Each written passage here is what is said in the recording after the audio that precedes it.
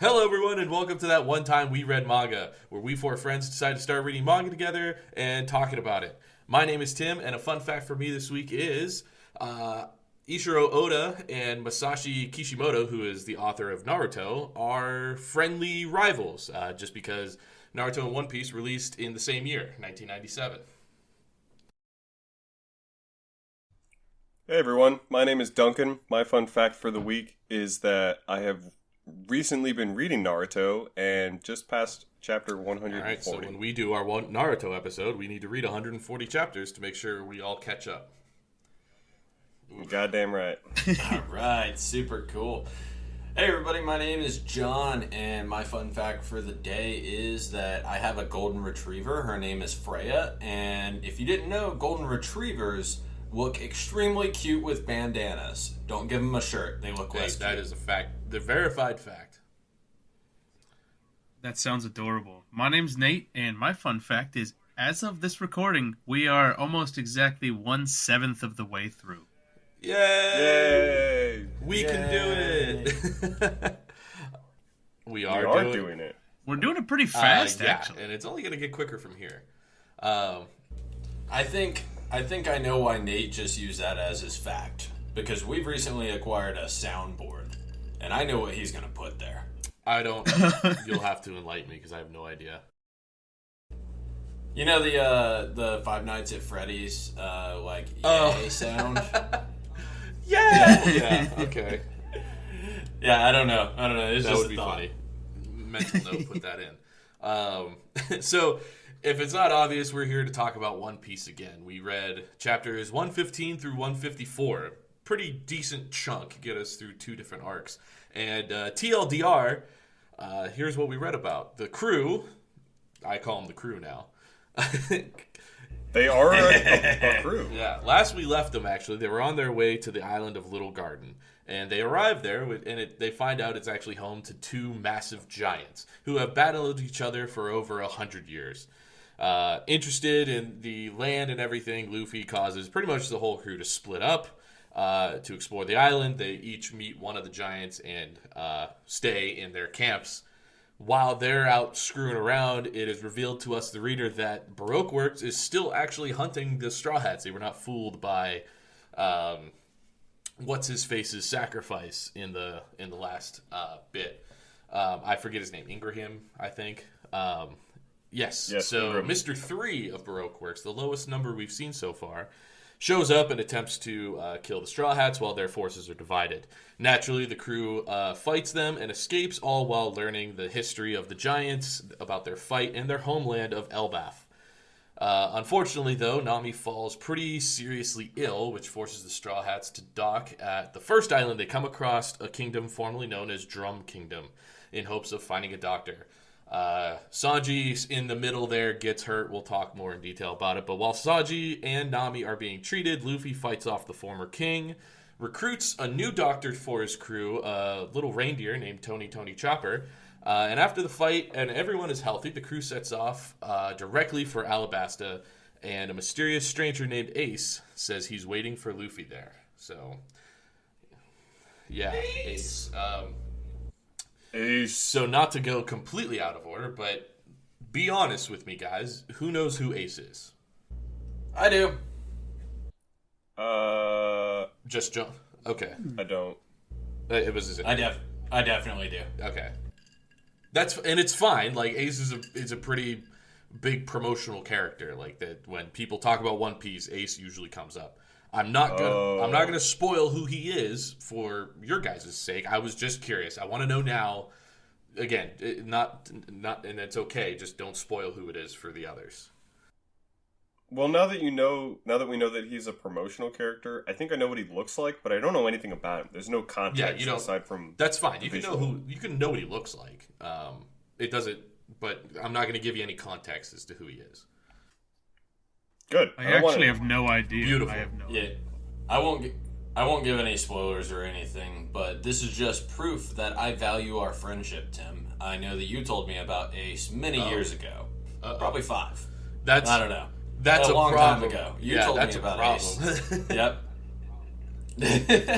So I've known about Ace for a long time. Oh, God. Now I'm worried about what else you value in our friendship and how much you remember. I have on my computer a size chart of many things. Weird. Why? Yeah. Like last year, I was 6 feet. This year, I'm still 6 feet. Good for... So I'm waiting for that to change. I see. Okay. Well, it ain't. What do you think? The natural. He's got tick marks on his door frame, and it's just eroded in. It's been the same tick mark for 12 years. Oh my God. So, hey, while we actually, jumped in, we see the Straw Hats doing what they do best, and that is, even after escaping near death, partying their ass off. They're just having a great old time, and no one gives a shit where they are or what's happening. Mm-hmm. Always reading those types of chapters makes me want to be on that ship so bad. Because I'm like, they just are having so much fun. Yeah. Speaking from experience, spending a lot of time on ship, on the sea, is a lot of fun.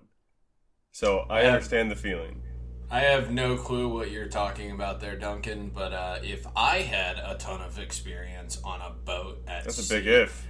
If I did, I would say that it can get really dull real quick and you start to do very weird activities. Well, that's because you weren't... As long as you've got a 2 terabyte hard drive to entertain yourself, you don't have to worry about much. And you always bring another hard drive. You bring 2. I found this... Well, I would have found this out if I had ever been at sea on a boat. Hypothetically. You bring 2. One for your... Yeah. We'll stop it. I was going to say, John, your experience was so poor. Your experience was so poor because you didn't have your best friends in the whole wide world next to you. That's why. Yeah. I wonder why. Technically, I was there for one of them, and I brought you crab legs. And I didn't want to go on either, so there you go. So the only stick in the mud on the ship is Vivi at first. She's like, I can't believe you guys just don't care. And Nami's like, would you... Here, just drink and sit down. All right, we don't care. Nami is like, I know where we're going. We're fine. And that's pretty much it. I mean, that's all I really wanted to say was just like, man, I really want to be on that ship. Just because it looks like they always have a great, great time. We should buy a boat. Oh my God, guys, can we buy a boat? We should buy a boat. Never mind. I don't have a name. I thought I had a name. I didn't have a name. I'm going to call it the Galleon. Because if we buy a galleon... It's just a galleon. Oh, what's your ship called? The Galleon. No, I know that's a type, but like, what's it called? The Galleon. All right. Hey, I got this one. I got this one, and Duncan's going to love it. We call it the Evangelion. Okay, I like that one. Because my next one was going to be the Mary Bro. Oh, Mary that was good too. I like the Mary Just here for my bros. I like the Mary Bro. I want to talk about the Giants. You want? I want to talk about the Giants are fantastic. What are their names again? Broggy and Dory? Yeah. Yeah, Dory and Broggy. I think it was Dory the blue and Broggy the red. Mm-hmm. And shows how much effort in my notes, I literally it. just have that they're amazing. They are. I mean, they've been fighting each other for over 100 years. Which also, by the way, leads the question: how long can giants live? That is a good question. Didn't they say 3 times the amount of normal humans? Oh yeah, maybe yeah. I'm pretty sure they did. It said like they have 3 times the normal lifespan, and if you're being optimistic about it, we'll call that 300 years. So that makes me wonder, when did they start fighting? 100 years ago. Yeah. So were they like giant teenagers? Well, I mean. Or are they like in the later half of their life and they're going down soon? I think you're a third of the way through your life. You're in your 30s, so they would, they'd be adults. Yeah, mature. They'd probably be fuck? They'd probably be like 130 years old. Okay, let's clear the air right here. I am not in my 30s. You're not, but you would be if you were a third of the way through your life. You did claim to be the eldest of us in which the previous was podcast. A blatant lie, proven immediately by Nate's fun fact. And I'll have you guys know I'm at least halfway through my life. I've made a point to make that true. That's dark. The wrinkles in my hand deepen with each passing sentence. The hairs on my Oh my head God. grow thinner with each passing second. It's true. Yeah. Yeah. It's funny because I'm bald. We get it. We Yeah, get you're bald. Hey, fuck One Piece. Let's just not talk about One Piece at all. Yeah. What are we even doing here, guys? I respect their dedication to the craft. The craft of Giants fighting. fighting. Yes. Oh, The only thing I wanted to bring up that happened before the fighting, before we even met the Giants, was when Luffy is like, I'm going off and I'm going to go explore. Because he saw a dinosaur. And first of all, dinosaurs exist. That's crazy. Yep. And then Vivi goes with him. And then Sanji and Zoro. Sanji's like, hey, Zoro, go hunt me something. And he's like, yeah, I'll get you something that you'll never be able to hunt on your own. And Sanji's like, bitch, what'd you say? So now they hate each other forever. So Nami and Usopp are left behind. And it was my favorite panel. I sent it to our group, which was just Nami and Usopp standing there and then Usopp looking at her going, you're useless. It's like, my boy gets it. He knows. Yeah. I forgot to screenshot that one. Yeah. But that one made me chuckle as well. It was the love best. It's just a Usopp. little cartoony, like, he's like not even really detailed drawn in. It doesn't even have pupils. It's just like, you're useless. And she's like, you're one to talk. I'll definitely throw that up on our Facebook. Yeah, it was. Oh my god, I loved it so much. It was it was definitely my favorite panel in this little bit. But yeah, I also love the Giants because they were a mirror. It like at the end of this little arc, it turns out to be a mirror for this Sanji and Zoro rivalry. The whole reason they even started fighting was over who caught the biggest fish. It's been 100 years. Yeah, I found myself like, whenever Usopp and Luffy just kept going like, you wouldn't understand. Their battle is amazing. They're amazing warriors. I was like, yeah, I kind of get it. This is great. I get it. Yeah, Nami's like, why didn't you guys just stop fighting? And like Usopp, especially coming from Usopp, I found it very funny. Of just like, you wouldn't get it. Like, what? Dude, you don't get it. But He's a warrior. You're not a brave, manly warrior like I am. Usopp, yeah, exactly. the most useless character. It definitely gave Usopp some motivation, False. though. Like, now his whole dream is to reach Elbaf, the home of the Giants, and learn their ways. So that's cool.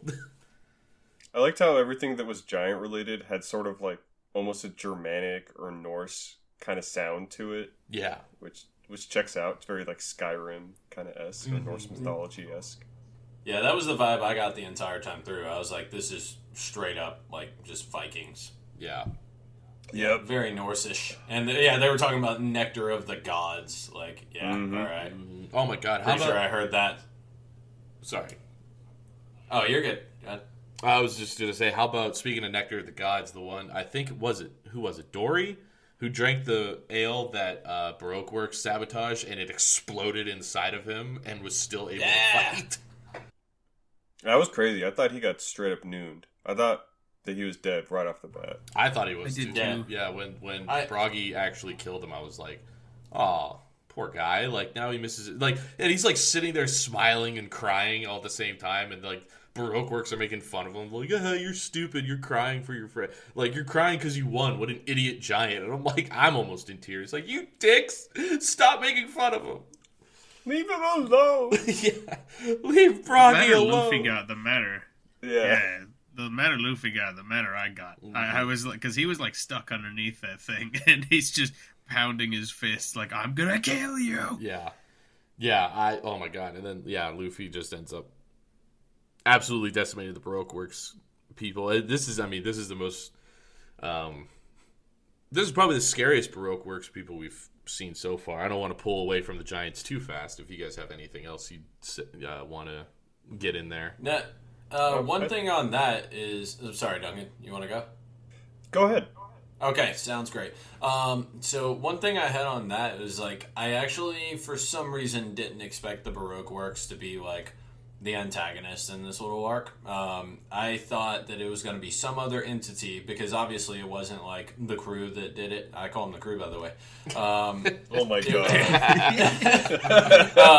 Yes! No, it wasn't them that... caused the explosion to happen, but like I thought that the whole point of this arc was going to end up being there was a misunderstanding, and then the big antagonist in this was going to be the Giants. And I was a little bit... I mean, I'll be completely honest. I was a little bit disappointed that it was Baroque Works, and not even new Baroque Works. Well, there is one exception, but two exceptions, yeah. But like, I thought it was going to be like something entirely new. And as soon as I saw number 3 or Mr. 3, and what's the other one? Wednesday? Miss Golden Week. Oh yeah, Golden Week. Yeah, as soon as I saw the characters that we had already seen before, I felt like it was like Team Rocket, and honestly, like I got kind of less enthused about that. I really just don't like those characters in general. But it was a good arc. I have to agree with the Team Rocket vibes. Oh yeah, I mean, we I don't know when One Piece came out, but Pokemon was like 95. I think One Piece was 98, right? Something like that, yeah. And so, same era, same kind of vibe. It makes sense. Yeah, I can totally understand where that vibe is coming from. Like Mr. 5 and his partner was Miss Wednesday, I believe. That's who I meant to talk about. Yeah, I accidentally said Mr. 3. Yeah, or Miss Valentine. Miss Valentine is Mr. 5's partner. Yes. But yeah, I understand seeing them again being kind of a letdown, but this is, I guess, I'm trying to I want you guys to see bigger picture of just hey, this isn't just a one and done villain of the week. These guys are always lurking around the background, and at some point we hope it's gonna have to come to a head, especially after the interaction we saw between Sanji and Mr. Zero when he snuck off on his own. Oh, when he was on the phone call with him? Yeah, when he was on the snail phone. That was pretty fun. I like that. I like that section a lot. Yeah. Yeah, we are killing it right now. Yeah, we're all over each other. Yeah, you go. All right, hey everybody. It's been a little bit of a while, so we gotta. I don't even know if Tim's gonna edit this out, but we'll work out the kinks. Well, now I've forgotten what I was gonna say. So I edit what I like. I know. The snail phone scene was a lot of fun. I enjoyed Sanji interacting with Mr. Zero. It was such a cool moment, especially because it's Sanji doesn't even know what's happening with everybody else. They're all about to be encased in wax because of Mr. 3. He's saying oh yeah, don't worry, don't worry, I got them. They're dead. Which also, how bad of a boss is Mr. Zero? He doesn't even actually know what Mr. 3 sounds like. They've never met. They've never met, but you've probably talked to him before, right? Yeah, that threw me off real hard. And obviously it was only a matter of a couple of pages before you realize that Sanji is a good dude and he was actually just playing it smart right there. But I so much didn't expect somebody of that caliber to make such an amateur mistake, and which makes me wonder how bad is Baroque Works, the top level, how bad are they actually? And I mean, as we see a little bit more context into it later, I think they are pretty bad, but I mean, it was just all right, so Sanji's a bad dude now, and then next page it's oh, okay, the boss is an idiot. Oh yeah, no, I don't think that came across as Sanji was turning at all. I think for one page it did. Maybe it was just me. Yeah. Maybe one page. I got the impression that because it's such a secretive network, they don't interact with each other very much. So I really didn't think twice about Mr. Zero not recognizing his voice. Yeah, it kind of makes sense in the sense that they're supposed to not really know who the boss is, or it's all secretive and right. I don't know. It just didn't really strike me as that unusual based on their premise. Yeah, and the boss sending out the unluckies, Mr. 13 and Miss Friday, the Vulture and Sea Otter, to deliver a lot of his messages, as we saw while Sanji's on the phone with him. He's all right, the unlucky should be right there. And then they just kind of have a page of staring at each other for a second. Friday the 13th. Yeah. I get it now. You get it? Yeah. It's Whoa! super clever. Whoa! That's why they're called the unluckies. I love it. How about that? I didn't even catch on to that. Oh. I only just now did. Oh, welcome to One Piece, guys. How you been liking it so far? I love it. It's a good time. Oh, jeez. Nate, do you ever remember your point from 10 minutes ago? Oh no, I totally know my point. I actually like that little part with Sanji on the snail phone was so short, but it meant a lot. Yeah. And like there will be like repercussions to that probably in chapters in the future because of just like him throwing off the entire operation. Yeah, like, hey, don't worry, boss, I got the Straw Hat said. But at the same time, maybe it won't, because as soon as he gets off the phone with him, the guy's like, Mr. Zero's immediately turns over to, what was her name? Miss All Sunday, and is like, hey, send Mr. 2 to kill Mr. 3. He pissed me off. And I'm just like, whoa! That's harsh, man. That's harsh. But now you're like, oh shit! Like, is this how he takes care of people? Because Mr. 5 didn't accomplish his job. So is that why Mr. 3 was initially brought in to take care of Mr. 5? I don't know. You have to imagine that's why. Because if a higher number fails, they would bring in a lower number to clean up his mess, right? You would think. It struck me as weird as like Mr. 3 allegedly did his job, and Mr. Zero was still just like, nah, send in Mr. 2. I don't know. I was just like, man, that's kind of hair trigger, I think. I don't know. But again, Mr. 3, a.k.a. Sanji, like, really pissed off, like, messed around with, Mr. Zero. Is like, oh, yeah, don't worry, it was just a little accident. I thought I killed him, but I didn't kill him at first, boss, but I got him now. Like, and he was like, okay, that's a little weird. 2, get in there. Yeah, I mean, if you have the resources, you might as well make sure. Just make sure, yeah. Just to be sure. Yeah. But, I mean, it's not like Mr. 3 was actually a pushover. I mean, the dude is literally made of wax. Like, oh, yeah. That guy is scary. Yeah. Like, at first you're like, what a dumb power. But then you're like, oh, shit, wait a minute. If you get encased in wax, you can't breathe. Or if your insides are coated in wax, you're dead. Like, yeah. From the inside out. Insane. Yeah. Very scary. Though I loved Zoro's attitude towards it, where he just accepts his fate and strikes a cool pose. And it's like, if I'm going to die, if I'm going to die, I'm going out in a cool pose. And then Nami and Vivi are like yelling at him. He's like, hey, don't yell at me because you didn't get into a cool pose. Just like, the dude is just so chill the whole time.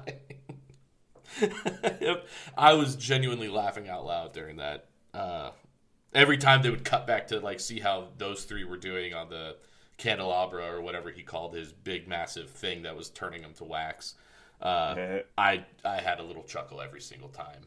Yeah, I have to agree. I liked his attitude. Yeah, like if it's your time, then you might as well make the best of it. Yeah, seems to be a theme with at least between Luffy and Zoro. Like they both have been in deathly situations, and both just kind of went, oh well, I made it this far. Yep. Yeah, it's honestly more than I could have said. And I don't want to dwell too much on her, but it took me a minute to realize that Miss Golden Week didn't have a devil fruit. She was literally just using hypnosis through color theory. And someone as weak-minded as Luffy, as far like dumb as Luffy, would fall for that every single fucking time. Which it didn't really come through all that well because all the panels are black and white. But they did an okay enough job that we understood which colors were on the ground to trap Luffy at any given time. Or his shirt. Or his shirt, yes. Yeah. Exactly. Yeah. But that's when I thought she had a devil fruit. When the color's on the back of his shirt, I'm like, how can he be hypnotized by something that he can't see? But it's all kind of hand wavy. She needed a power, and we're just kind of like, I don't know, give her color theory or something. It was a little hand wavy. Yeah, I can agree with that. It was a little hand wavy.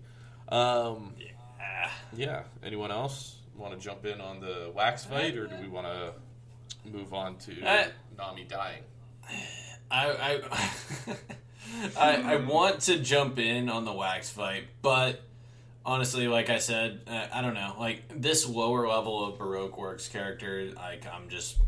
And they shouldn't be lower level. I mean, they're in single digits, and they're supposed to be a big deal. But, like, I'm with you on the whole wax thing. Like, it's kind of a silly, stupid power to have. It did have its moments, but I don't know. Like, just the whole time I was thinking, like, Luffy is going to run rampant with these guys, and that's kind of... I mean, it wasn't entirely Luffy, but that's kind of just what happened. Yeah. What I wanted to hit on there is, and we've said it before, but, like, the funniest dialogue parts of the manga are always Luffy. Like, like just thinking about, like, the only good thing that the color painter character lady bit... okay. Go on. Just keep talking. Go! The good thing that she did was make Luffy say a funny thing, and that's like when the whole crew was talking about like, all right, now attack him now, and then Luffy's like, I don't wanna.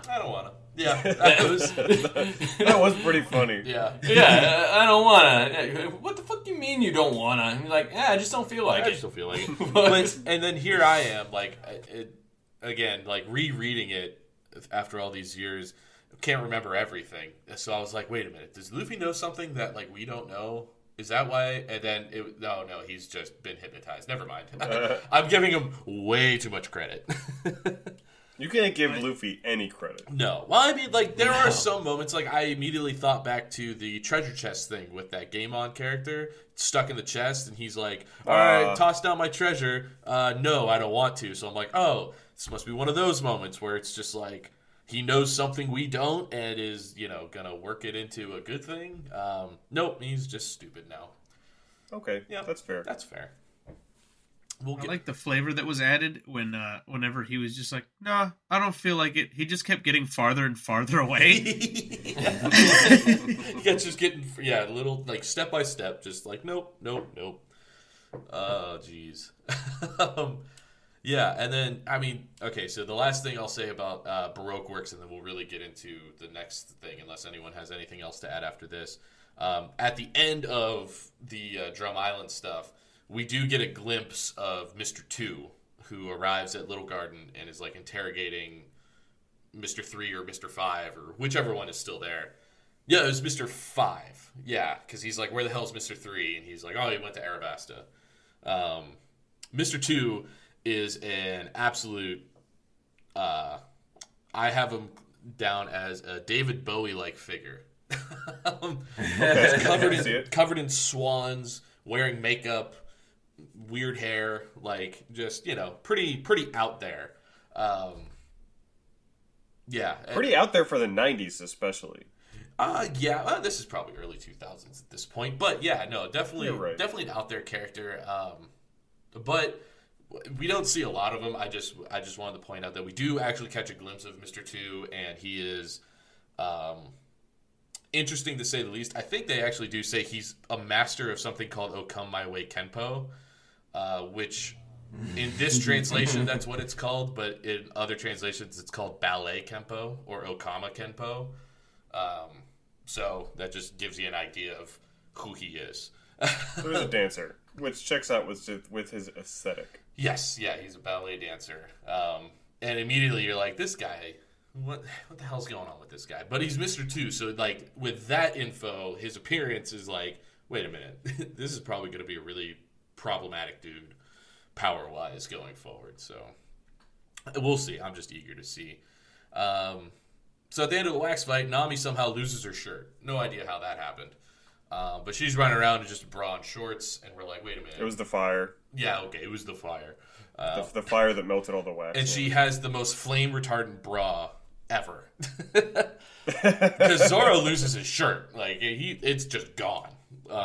You gotta keep it PG-13. Gotta keep it PG-13. Yeah. Well, it's because of her flame-retardant bra and non-flame retardant shirt that she falls deathly ill. I mean... fever. She tries to push through while they leave, the giants to do their thing.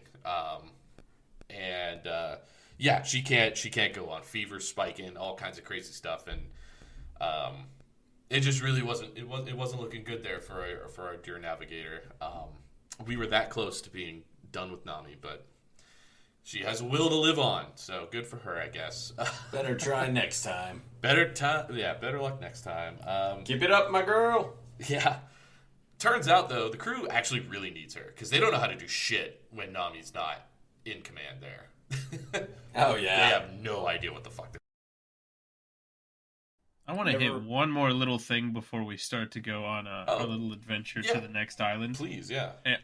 I actually really liked... So, our giant friend didn't die. Yay! And because he didn't die, and they wanted to give them this great send-off, whenever they were leaving the island, the fact that there was a giant fish that swallows entire islands, and then they had to both, like, throw their weapons at this gigantic fish, and, like, kill it while they were inside of it. I was like, this is nuts for them to leave an island. That was crazy. The giant's final words were, no matter what happens, sail straight ahead. Do not alter course. Yep. Wow. Yeah, I forgot what an epic send-off they got. Thank you for reminding me. That was a Luffy great was moment. essentially just hold. Yeah. Hold. Hold, brothers. Hold. Yeah, and then their weapons are shot, so they can't even fight each other anymore. So now they just have to, I don't know, be friends.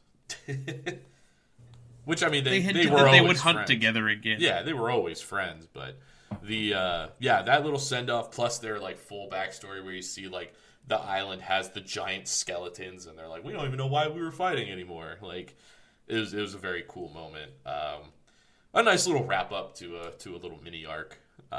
It only took up, 15 chapters of the 40. Just about. Read. I think it was about 15, yeah. My question is, on that little island, how long until they run out of food? Because they've been going for 100 years now, and I didn't see that many dinosaurs. That leads me to believe there used to be more dinosaurs. Well, yeah, I don't know. I think they got 50 years tops. They're going to starve. Who knows? They might be 250 years old. They might be ready to just clock out. They were like, yeah, we wasted the last 100 years of our 300-year life fighting each other for a reason we can't even remember, but... That's a life worth living. That's a life worth living. Go out fighting and then starve with your best friend. Yeah. That's how I want to go. You guys want to stop eating for a while? I'm pretty good. I'm down. Now I'm good. Yeah. I've got some Chex Mix right here. Probably not. Yeah, you guys suck. How are we? I'm gonna eat lasagna. We have to go get stranded on an island together then. Sounds great. Sign me up. Sign me up. Yeah. Okay, yeah. First, we have to sail there. Well, that's when we get the Merry Bro. Yeah. It's all coming together. Guys, we're just going to be a One Piece crew. We're going to go out searching for the One Piece. And, we'll just spend the rest of our lives doing that. It'd be fun. Sounds Just great. a life of merry bros. And I love it. We'll make sure there's enough podcast equipment on the ship so it's still record. But we'll only be able to upload when we hit port. I wonder if Coming at you live from the Merry Bro. I wonder if eventually we'll even make it to Drum Island. If that ever happens. Or if they name an island Drum Island. There's got to be one somewhere. Yeah. There has to be. There's got to be. But they do. So they're not even looking for Drum Island in One Piece. They're thinking they're going straight to Arabasta with Nami in this condition. They quickly realize they have no idea what they're doing, and they need a doctor bad. So they look to Vivi and they go, "Hey, look, we'll keep going." Nami pretty much says, "We'll keep going to Arabasta regardless. So what do you think?" And Vivi, they do the little fake out of like, "Oh, she's awful. Oh, wait, no, it's a good idea." It was like Vivi's like, "Oh, we have to get to Arabasta as fast as possible. But if we can't do that without Nami, then she needs to get better as fast as possible." And I was like, okay, yeah, another like make Vivi look like a good person moment. Who we haven't really talked much about, but she doesn't do a whole lot. Like she just is kind of there, and she doesn't do a whole lot until we get to Drum Island. And even then... But she brings Karoo along with her. And Karoo is the only reason why I kept reading this. Facts. I was going to say that she's pretty much the character that rides on our noble steed Karoo. Quack. Quack. Yeah. All the homies love Karoo. We love Karoo. I love Karoo. Gonna get a Karoo tattoo for the podcast. He actually might be our mascot for the podcast. I think he should. I think he should. I think it's a wonderful idea. Yeah, I think he should be our mascot. We should all get Karoo tattoos. I think we're about to meet somebody that's a better mascot than Karoo. Because I like the reindeer. Yeah, I get the reindeer. I like the reindeer. So there's. I like him too. I do like Chopper. Yeah, we can skip ahead to actually getting there. The only thing that even happens is that they're just, again, trying to figure out where they're going to go. They see an island, they land. One significant thing does happen when they get to the island. All the people on the island are like, "Hey, pirates, get the fuck off our island." And they're like, "Yeah, but our friend's sick and we need a doctor." And then one of them shoots. One of the people shoot at the crew, and Vivi jumps in front of it and literally takes a bullet for these people. And Luffy's about to absolutely murder the entire town. He is ready to fucking kill somebody.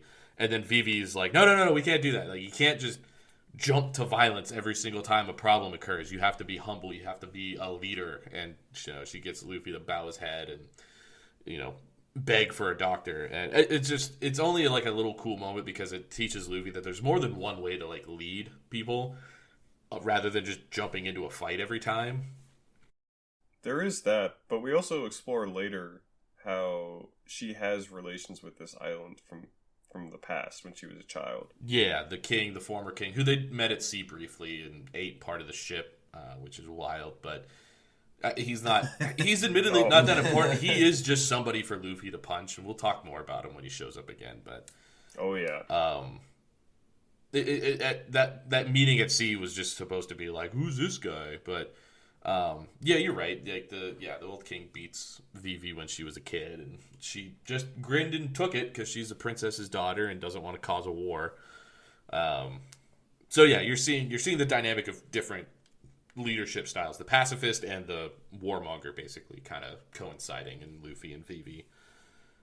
So cool moment. That was the only thing I wanted to bring up. Everything else from this point on, we run into Chopper, who everyone thinks is a monster. I actually love. Because he is. He's a bit of a monster. He's a talking reindeer. Yeah, that's a monster. Technically, I guess, but he's not ugly. No, he's cute. I never said he was ugly. He's adorable. Cute as a button. He's got blue nose. He's got a blue nose. You ain't got a blue nose. Allegedly, everything's in black and white. How am I supposed to know? He's got a backpack that matches his hat. That's even better.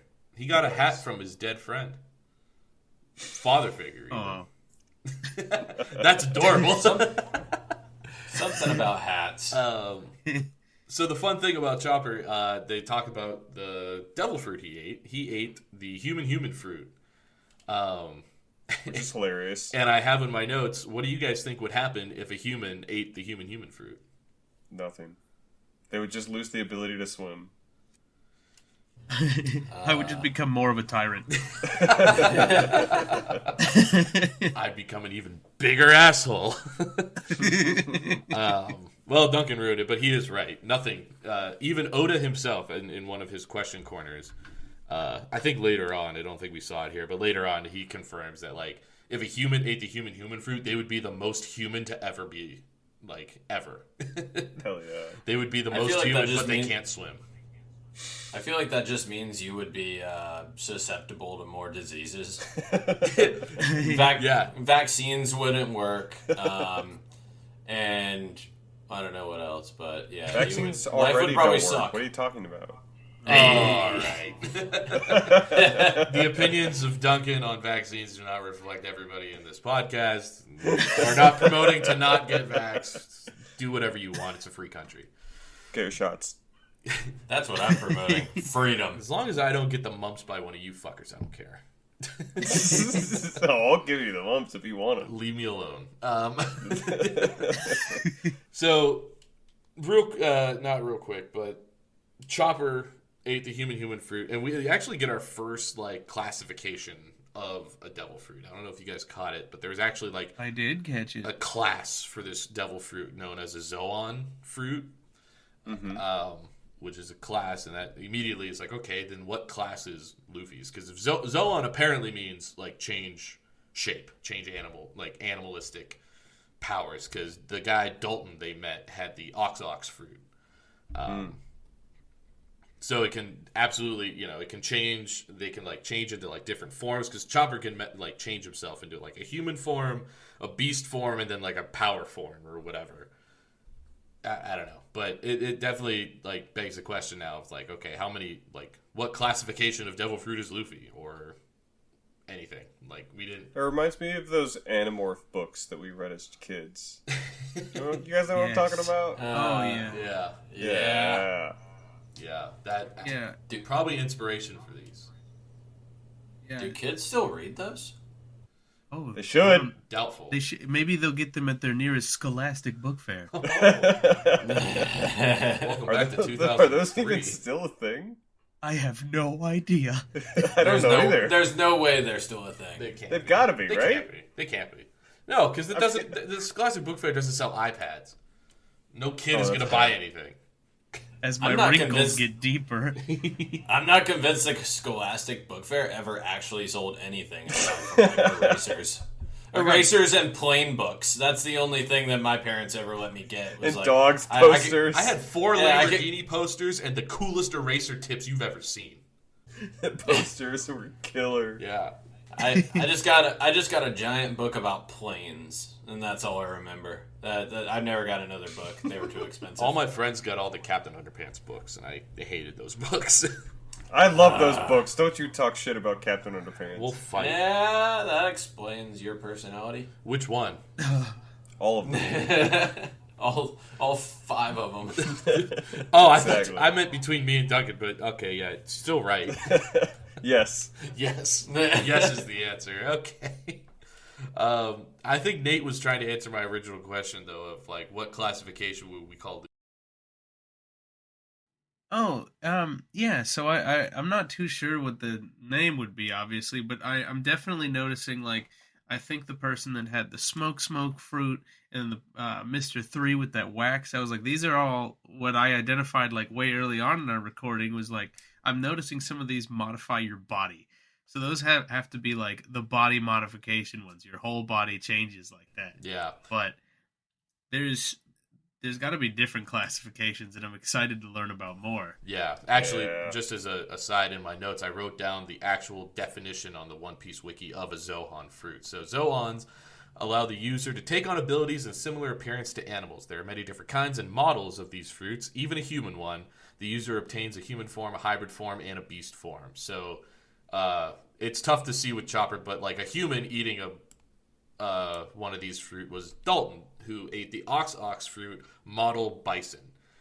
So that means there's probably an ox fruit model bull, or something out there. Like there's multiples of the ox fruit, which kind of clashes with the idea of like there's only ever one type of devil fruit at a time. Like the fact that I think Shanks says it, of just like, that was an incredibly rare fruit. It was the only one, and it only grew on the gum tree or whatever. So that, it immediately is like, oh, there must be different ox fruit, but all different, like, models. We have to imagine that he probably had a limited understanding of all of the different devil fruits, because there's no way that he knows about all of them. Who, Shanks? Yeah, Shanks. Oh, yeah, definitely, but,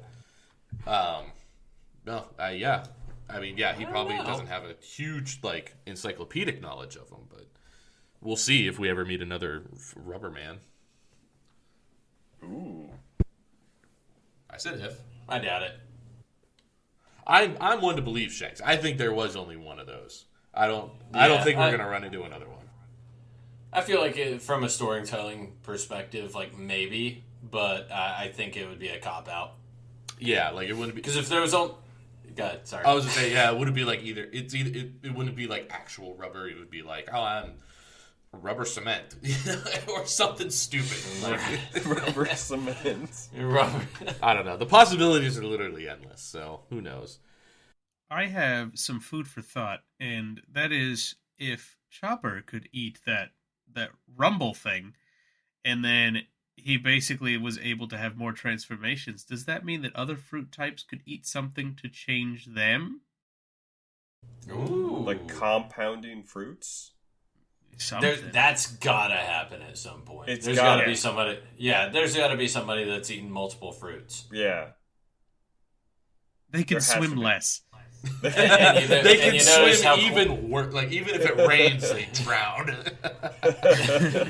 They drink a glass of water and drown in it. Yeah. They see water and they choke. Exactly. If they see water, they have to drown in it. Not even just like, oh, I'm going to avoid it. No, they're beckoned towards it and kill themselves. That would be wild. But to your original point, Nate, about the Rumble thing, I bet you it's possible if Chopper, because the Rumble was his creation, so he made it for him, like for him to be able to, go beyond his limits per se. But it would have to be a very specific process if he was going to make one for anyone else. But it would be interesting. That was the one that enabled him to have 2 extra forms, right? Yes, yeah. Originally, he only has the 3 forms: the human, hybrid, and beast. And then with the Rumble Ball, he actually gets 7 forms total. So those 3, and then he has like Muscle Point, Tech Point, or Sniper Point, or Puffball. I don't know. They're all. We'll see. Okay. We'll see him again. So he has 7 total. So it's an additional 4. Yeah, an additional 4 thanks to the Rumble Ball. Okay. So if Luffy ate one of those, God knows what he'd be able to do. I mean, the dude's already a Looney Tunes cartoon, so if he ate one of those, what would happen? It'd be very interesting to find out. Yeah, and then we get a whole, Santa Claus mythos with Dr. Kuria and Chopper being Rudolph, the blue-nosed reindeer. The doctor, the only doctor in the country comes down whenever she feels like it, and then takes everybody's money and just leaves. Like, what the fuck? Like normal doctors. Like a normal doctor, I suppose. Sorry. Kind of wizard I would be. Yeah, basically. Just show up, heal somebody, and leave. And she definitely does not want to heal Nami at first, but I gotta give props to Luffy for getting his friends to safety. It was wild. It was touch and go there for a second. First, Sanji gets like a broken back from those giant scary rabbits. Those rabbits were awesome. They were dope.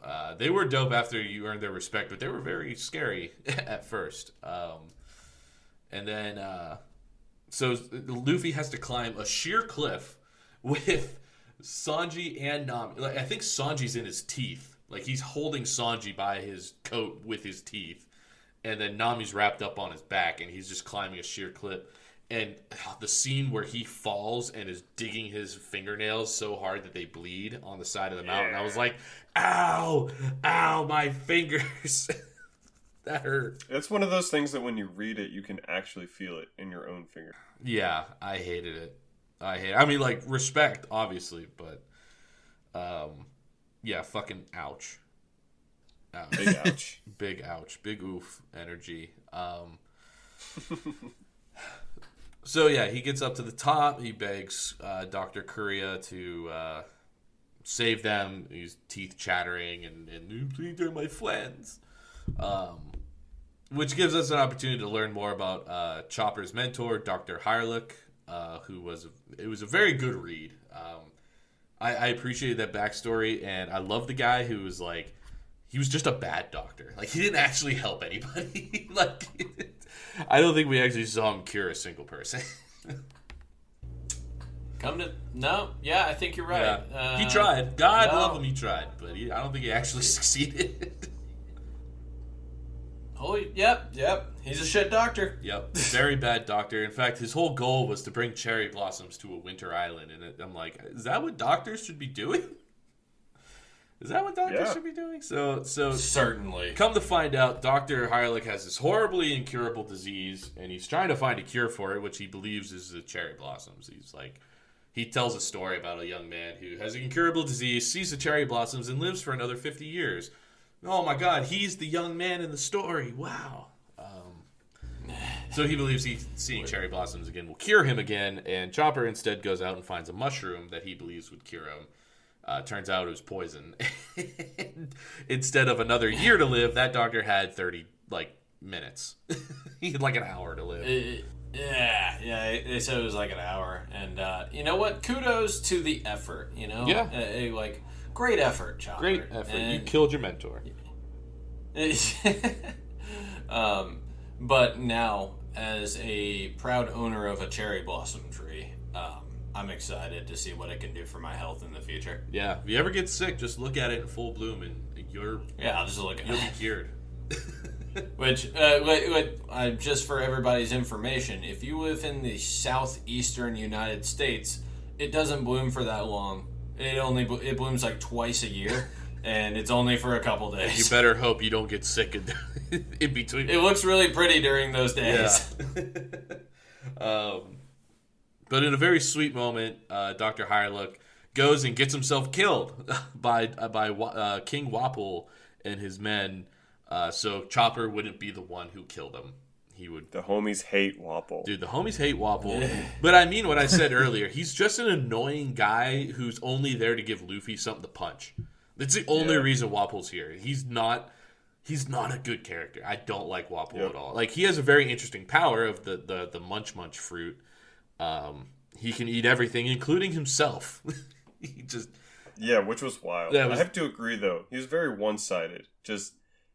His motivations were very one-sided. He didn't really add anything to the story aside from being an antagonist. Yeah, his character kind of sucked. He was there to give us something to root against. That was pretty much it. He gave more context to Dalton, and it helped understand why Chopper hates him so much. And it's like, okay, fine, but like, he was kind of a nothing character. Like, if you took him out, all we would lose is Dalton's kind of backstory and the fight scene. That would be the only thing that would be lost from this arc. And I guess Dr. Hyrelook dying.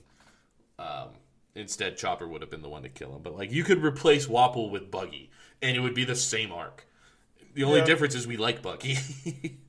Yeah.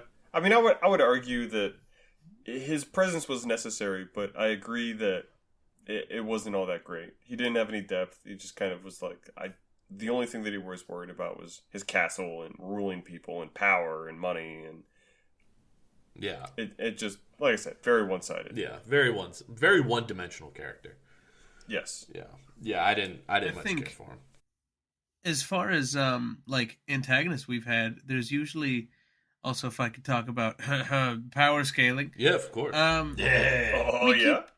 We keep having these antagonists that get stronger and stronger, but the king here is just like, he's so weak that he's kind of like, yeah, Chopper, you go ahead and get him. Like, right. Hey, Chopper, it wasn't really anything. You're a tiny ass reindeer. You take out his best two officers who he fused together somehow, but not really, because it's just the one sitting on the other's shoulders. Like, they made it seem like he had these crazy like metamorphosis powers, but no, he just was sitting on his shoulders. Butterflies? Yeah, metamorphosis. Butterflies. Oh, well. Call back. Yeah, to what? Animorphs. Oh. No. That's what I thought he was getting And then at. I would have said he had an anamorphosis. All right, if you're serious there, I'm getting real confused. Let's move on. Let's stop it. I smell toast, and I'm not cooking anything. Let's see. What happens? Wapol reappears, Luffy sends him flying, Chopper beats up the officers. Everyone's healthy. Everyone's having fun. I love the fact that Luffy had no idea Chopper was a doctor. He just wanted him on his ship because he was a freak. Like, he's like, oh, dude, you are so freaky. I want you on my crew. Come here. Oh my god! And the scenes of him chasing and trying to fucking capture and eat him. Yeah, well, yeah. At first he wants to eat him. Then he hears a little bit about like, oh, he ate the human fruit. He's actually like, a sweet kid and all this other kind of stuff. And he's like, join my crew. It'll be fun. He has no idea that he's a doctor. And at the very end, they're like, oh, thanks. It'll be nice to have a doctor on board. And Luffy's just like, you're a doctor? Oh. Yo, man, come on. You a freak. You're freaky. Get on my ship. No, what? Oh, my God. There was one thing. Luffy's standing outside. This is early in the arc. I think it happens a couple times, actually. Luffy's standing outside, and everyone's, like, all bundled up. And they're all like, how aren't you cold? And he's like, adventure. I'm going to go eat a thing, and blah, blah, blah. And then, like, he stops dead in his tracks and looks at all of his friends and goes, it's cold out here. Like, it's just Luffy dialed up to 11 in this arc as far as like stupidity of just delayed reactions, has absolutely no sense of his surroundings. Just very fun. I loved it. I loved every second of it. Yeah, I agree. There was that one time where he was up in the tower in the castle, and he realized that he was cold, and he gave the jacket to Nami, and I thought that was a very selfless act on his part. Yeah. Yeah, and then he took Nami's jacket, and then Sanji got mad at him. He was like, why are you wearing Nami's jacket? I loved Sanji's determination, though, to fight even with a broken spine. Like, not like, your spine is broken, but, you still power through a fight. The doctor had to literally sit on his broken spine to get him to stop. Like, bro, you ain't going anywhere. A scene that I laughed out loud with was when Usopp came up. They all came off of that lift, and Luffy just smacks into him, and Usopp is just like, he just loses his mind for a second because he gets hit in the head so hard, and he's just like, you saw that vulture that came out? And I looked at that vulture, and I was like, I'm Captain Usopp. Yeah, that's the concussion talking, Usopp. Gum concussion. Yep. Oh yes, that definitely was another gum concussion. It gets him every time. I gotta start a concussion count. Oh god, with all the characters. We're up to 6 already. At least. Yo, man. At least 6. Let's see here. What else do I have in my notes that's really worthy? I mean, the very end is worth talking about, but I want to make sure we don't have anything else you guys are trying to talk about. Yeah, I don't know. Like, for me, there was... I'm not disappointed with the arc in any way. It's just, it felt like a series of a bunch of small things happening. Yeah. Like, that's just kind of how I felt the entire time through. Like, there's nothing wrong with that. It's just, you could tell, like, at least for me, I didn't really feel like there wasn't much gravity going on here. Like, it was just kind of a necessary step to get... necessary step in the right direction and finally get a doctor, I guess.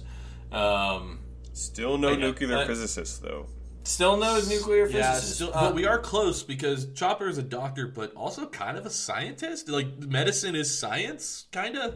Yeah, medicine is science. There's one doctor out there listening. He's like, "It's a fucking science." Yeah, but like, stop blaming us for people dying. Well. It is kind of a science. I mean, I could say that the human body is nuclear physics, so... We are just all... We got a nuclear physicist! We are just a bunch of reactors. Don't think about it, then yes. If you think about it, don't think about it. But think about it. If you don't think about it, yeah. Think about it a little bit, and then stop right there. Yeah, exactly. That's as much as you need. The human body produces heat. That's about all you need to know. That's all you need to know. We're nuclear reactors. Therefore, exactly. Chopper is the nuclear physicist. And can talk to animals. Which means now we can have scenes where Chopper and Karoo, like, hang out, and I can't wait for that. Oh, please. I would love it. Yes. Because Karoo was telling Chopper what happened when Zoro went for a swim in the Arctic Ocean and then never came back, so Karoo went in after him and almost died. I want to see a scene where it depicts different animals obviously having different sized brains and like cognitive ability. Like, for example, a squirrel compared to a dolphin. Like, they're very different cognitively. So I would love to see a comparison of like Chopper talking to various animals like an ant or something. Like, they just have no ability to conversate. Yeah. It's just like dirt, hill, queen feed. Turns out John's an ant whisperer because that is exactly what ants talk like. I know. I have I'm friendly with ants. Got that one out. All right. That's a weird way to say that your house is infested with ants. That's a weird way to say. I don't want to pay a bug exterminator. I was going to say, that's a weird way to say you're too cheap to get an exterminator.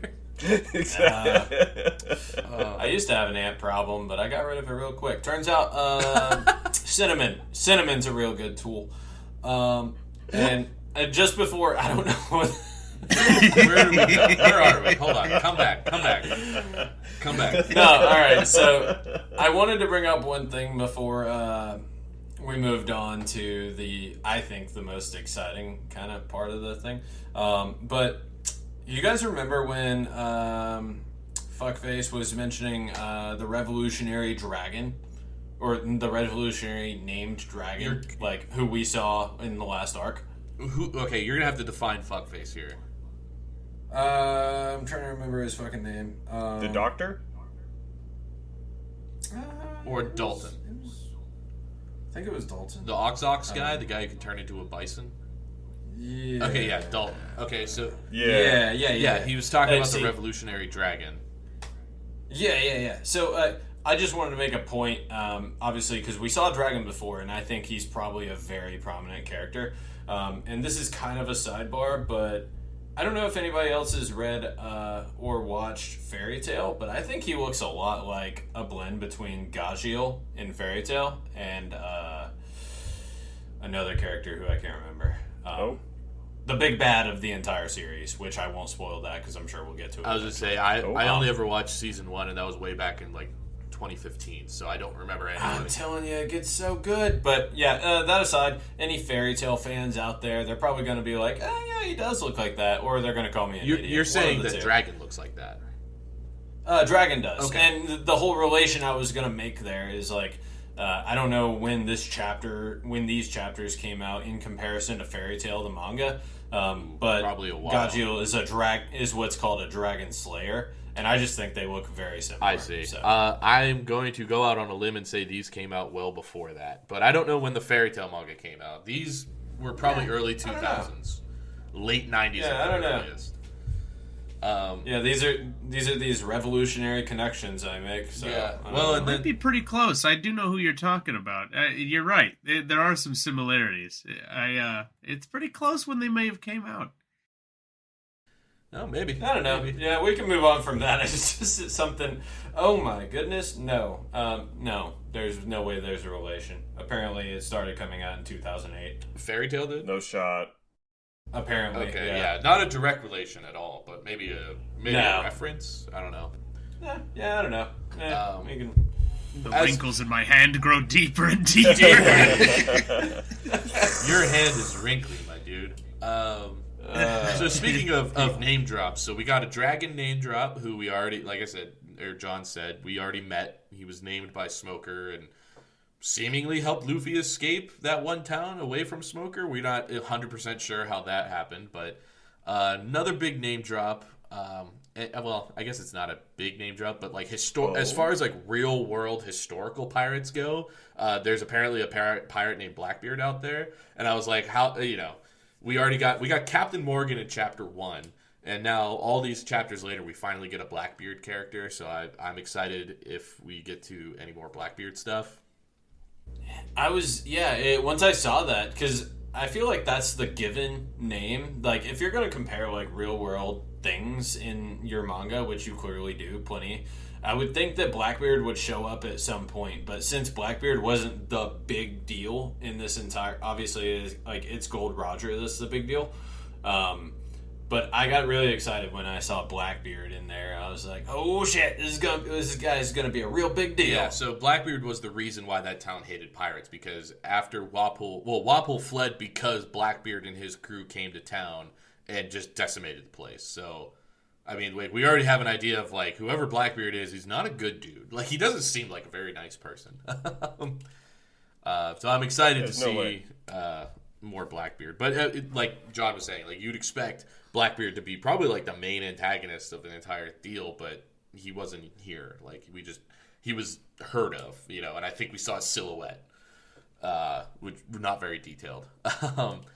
And then at the not the very, very end, but near the end, again, we see, I mentioned this up top, we see Ace is like, hey, I'm looking for this kid.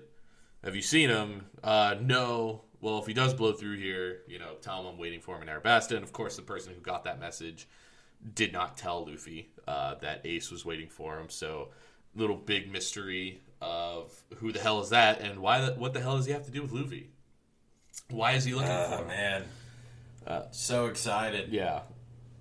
I didn't know when he would show up in this thing, but now I'm excited. Nate, Duncan, any suggestions? That's all. I mean, That's like why I I'm not mentioned asking earlier, you. I just kind of know what he looks like. I don't really know anything about him. Okay. Well, Nate, if you don't have anything about Ace, then we move on to probably the biggest, probably the biggest, like, what am I trying to say? Revelation, like right at the end. It's like the final conversation in the Drum Island arc, which is Oh, I think I know what you're talking about. between Dr. Courier and Dalton, and she mentions something called the Will of D after Dalton shows her the wanted poster of Luffy. And it has Monkey D. Luffy, and she goes, is the Will of D still alive or something? And you're immediately like, wait a minute, what? And she's like, just like Gold D. Roger. And I knew it. And Dalton goes, wait, don't you mean Gold Roger? And she's like, is that what he called himself? And I was like, uh-oh. So yeah, his real name is Gold D. Roger. Not Gold Roger, Gold D. Roger.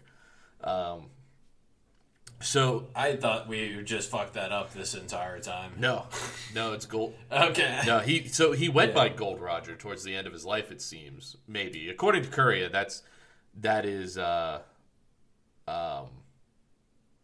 according to Dalton's confusion on the whole thing, that seems to be what he went by. But Courier knows his real name is Goldie. So it's very I think in the very first episode we covered on this podcast, I accidentally called him Goldie, and thankfully I don't know if you guys caught it or not, but nobody ever corrected me when I started calling him Gold after that. Well, not a single clue. Nope. Yep. Nope. Sweet. I definitely caught that. Oh, you did? Okay. Not the beginning, but when we read it at the end of this section of chapters, it said Gold D. Roger.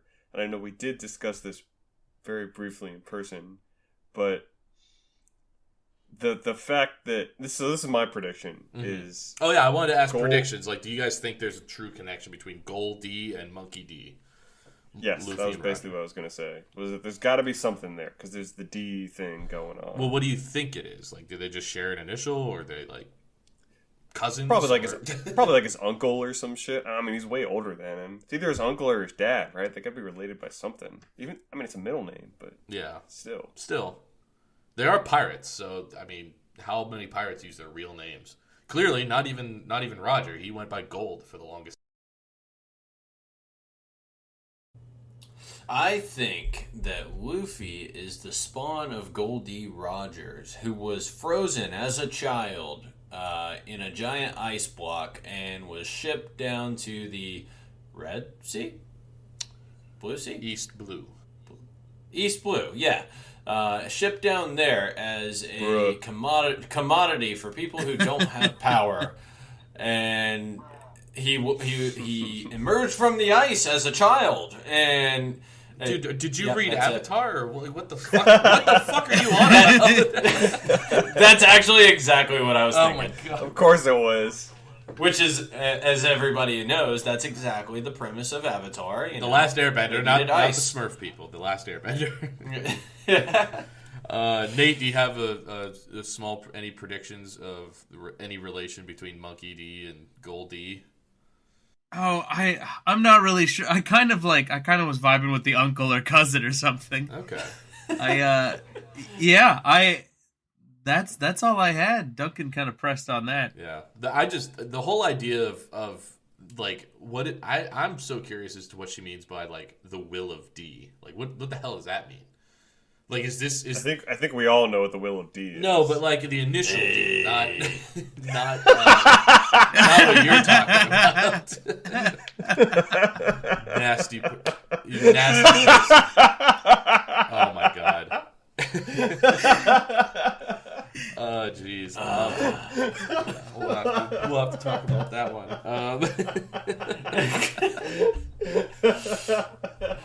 Okay, last real prediction. Luffy's not human. Well, I mean, he's already kind of not human. Yeah, well, they say he was a monster, but Luffy's not a human. He is the embodiment of the will of Gold D. Roger. That would be wild.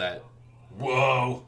Yeah, That sounds nuts. that sounds like the letter D as an initial is sentient. Like, that is wild.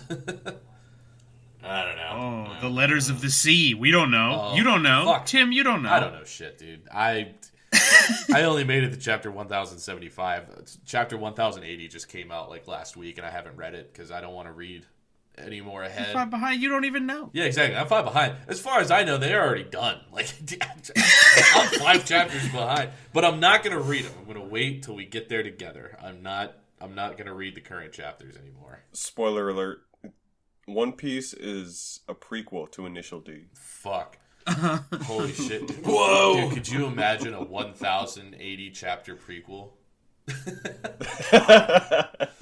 I mean, just kill me now, because I'm not reading it. That would be the greatest prank of all time. The greatest prank of all time. Turns out, The 30-year prank. just because they came out at the same time, One Piece is actually a prequel to Naruto. I'm going to bring it all back around. All right, well, I think we're ready for final thoughts on this chunk. So we'll start with Duncan. What are your final thoughts, dude? Yeah, well, I mean, I just gotta say that I really enjoyed the Giants portion of this arc in Little Garden, especially just because of their toughness, their grit to continue their fights, and then the connection that they had between one another. And Drum Island was kind of, like you said, more of just a tool to continue the plot forward and give us a new character, which I really like. Don't get me wrong. I like Chopper a lot. Yeah. I just thought that the whole, like, the antagonist was very one-sided, and then the story was kind of whatever. It just kind of kept going on, and Yeah. I feel like it could have been compressed a little bit better, in my opinion. If it weren't yeah, for I the still fact, enjoyed it. Yeah, I agree. If it weren't for the fact that we got Chopper out of it, we probably could have just skipped this arc, and nothing would have changed. Other than getting Chopper and finding out that his name is Goldie and not just Gold. Like that. Yeah, that's the big revelation of this whole thing. Yes, I was gonna say the same thing. The Goldie is a big revelation because I'm sure eventually that will come to some point. Right now we don't know, but it's gotta be something, right? Otherwise they wouldn't have mentioned it. That's true. Well, we'll find out in about 500 chapters, maybe. Yay! Yay! All right, John, what are your final thoughts? Oh man, it's just a variety of thoughts. Giants are really cool. Vikings are really cool. The lower level Baroque Works characters kind of suck, but you know it is what it is. I'm excited to see the number 2 dude or a little bit more, and it turns out you don't have to have a red nose to not be able to play in the reindeer games. Blue noses are also not pretty socially much as long as you acceptable. don't have a normal nose, you are kicked out of the reindeer games. Yeah, reindeers are They are assholes. cutthroat, bro. That's it for me. All right, Nate, what's your final thought? Final thoughts is I also really like the Giants. That was fantastic, and I genuinely like the backstory with Chopper. I think it's just because I have an affinity to like medical stuff, even though yeah, he definitely wasn't a doctor. No, He just wanted to see cherry blossoms. I actually got emotional whenever like they had that thing where the cherry blossoms were falling, quote unquote, were falling from the sky as they left, because they had I've mentioned it in a previous episode, they always have send-offs where they have to sprint off the island as fast as they can. yeah, And them running off of the island and just like the pink snow falling, I was like, this is great. yeah, that was a nice little moment. And again, if you guys get the opportunity to like watch that episode on the anime, it looks really pretty. Like, it really does. Like, I know the manga doesn't do it very much justice, because as Duncan is very keen to remind everyone, this is in black and white.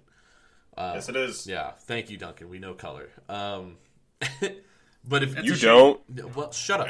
Way to out me. Don't make fun of me. But if you watch it in the anime, it is a very beautiful moment. It's very cool. So that's the only time I'll ever recommend you watch something from the anime for now. Yeah, all right, boys. Well, I think we're done here. Next week, Kaiju number 8, which was John's pick, is coming at you. And for our next One Piece reading, we're going to be... It's a bit of a long arc. It's 63 chapters, so I'm going to split it in half. And we're going to start just by reading 155 to 185. I think we can handle 30 chapters pretty easily. Now, I don't know if that's actually a good stopping point.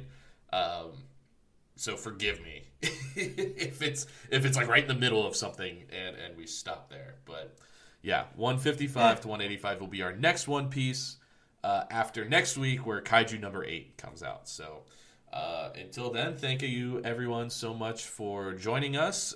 Give us a like on Facebook, follow us on Spotify or Apple iTunes, and thank you all for listening to that one time we read manga. We'll see you later. Yeah. Thank you. Bye, Goodbye. Bye. Thank you.